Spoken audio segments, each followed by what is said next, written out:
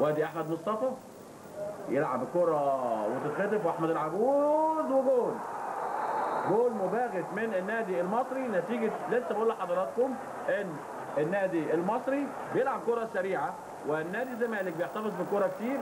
وادي يحيى نبيل بدل ما يطلعها يخطفها العجوز بخبرته ويطلق قذيفة قبل ما يصلح اوضاعه نادر السيد، وما كانش متوقع انه يشوط. ضربة ركنية لنادي الزمالك، هيلعبها صبري ويلعبها عالية عكسية. نبيل محمود تسقط لاحمد الكاس وتصويبه في العارضه مره ثانيه وجول. انه بادي جول بيأكد عفة نصار ارتدت النوبه اللي فاتت لنبيل محمود وما استثمرهاش.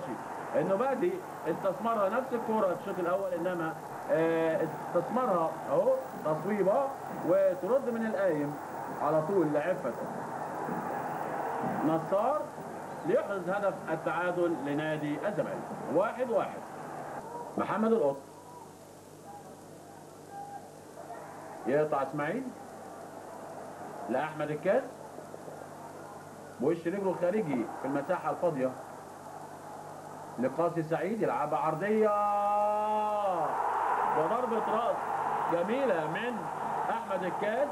بقاله فتره طويله جدا ما جابش جوان. تابع الكوره بتاعت قاسي سعيد اللي هنشوفها مره ثانيه اهو، تابعها وركنها بدماغه زي ما حضراتكم شايفين، تضرب في الارض وتخش على يمين سيد البشبيشي، والكاس من فرحته زي ما حضراتكم شايفين بقاله فتره طويله كوره مش مطوعاه.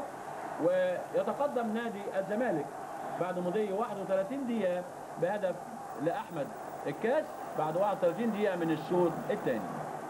وقلت لحضراتكم ان المباراه فيها لسه من الفرقتين، وادي نادي الزمالك يحط